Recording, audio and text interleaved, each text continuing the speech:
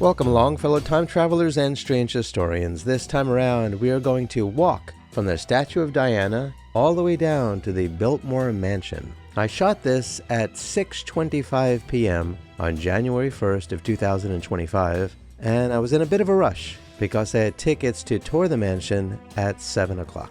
Before I begin, please like and share the show and subscribe to my channel and hit the notification bell. Now let's begin our journey. The statue of Diana at Biltmore Estate in Asheville, North Carolina is a notable feature of this historic property.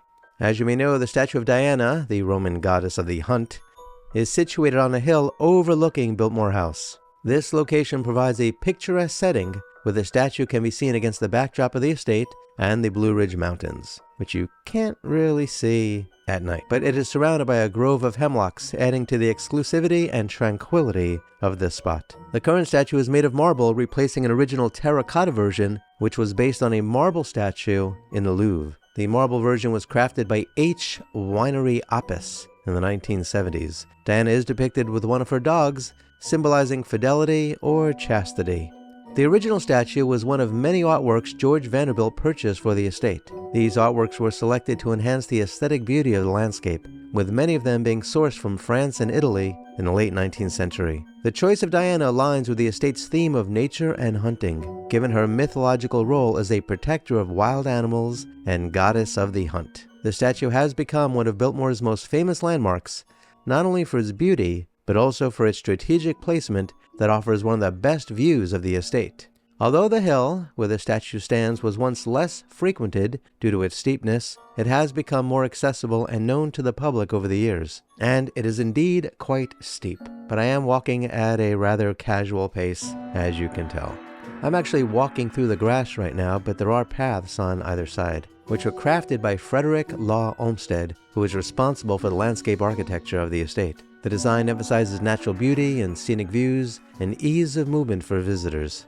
And this area is a great place to take photographs of the mansion. And as you can see, the grand approach to Biltmore House is designed to impress visitors with its symmetry and elegance.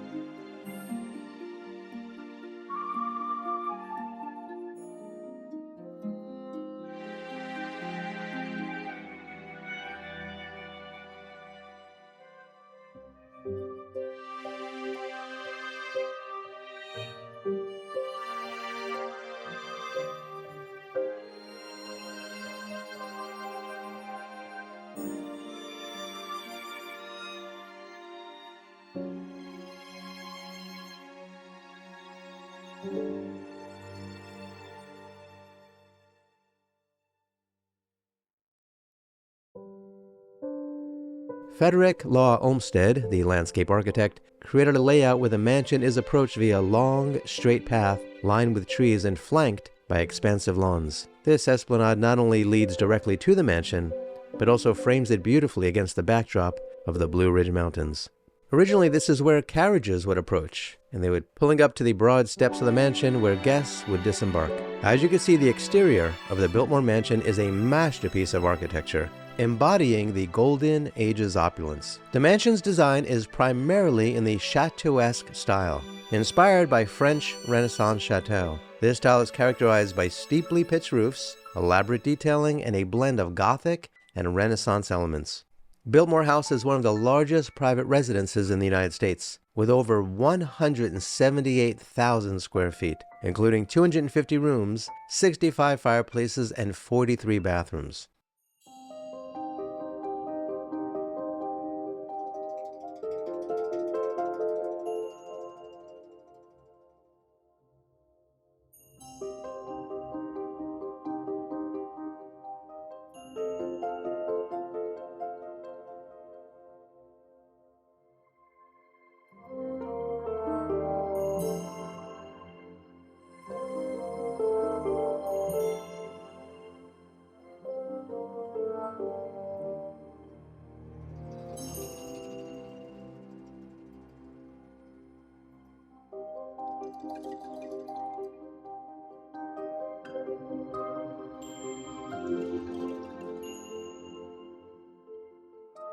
The mansion is constructed with a blend of materials that showcase wealth and craftsmanship. Indiana limestone was used for much of the exterior, giving it a classic, enduring look. The roof is made of slate from Vermont, with copper accents for gutters and downspouts, which have oxidized to a green patina over time. The mansion has leaded glass windows, many of which are stained or etched, contributing to the mansion's fairy tale-like appearance. The roofline is one of the mansion's most distinctive features, with its multiple gables, dormers, and turrets. The exterior features numerous stone carvings, including gargoyles, grotesques, and decorative friezes, reflecting the attention to detail in its construction. Built for George Washington Vanderbilt II between 1889 and 1895, the mansion was intended as a private retreat, but also as a showcase of art, architecture, and the American landscape. It represents the height of Gilded Age extravagance, with every detail from the exterior crafted to impress and to convey status. The exterior of Biltmore Mansion remains one of its most photographed and admired features, drawing visitors to experience its grandeur firsthand.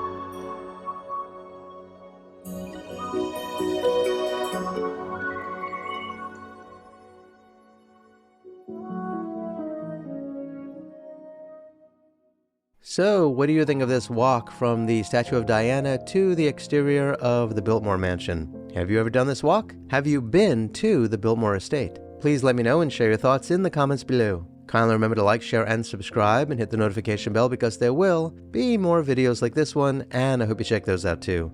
Please check out the links below to learn how to support my research and productions. This channel is sponsored by CampfireShop.com, where you could order the highest quality and exclusive candles, herbal supplements, teas, and more. I would also appreciate it if you can become a member of my channel and or join me on Patreon, where you can watch exclusive walk-in tours of cool places that I've been to. You could also leave a super thanks in the comments below. Kindly be kind to all of our fellow Earthlings and please do not harm them. And please do yourself a favor and go to a local shelter and adopt a cat or a dog or both. You and they will be very glad that you did.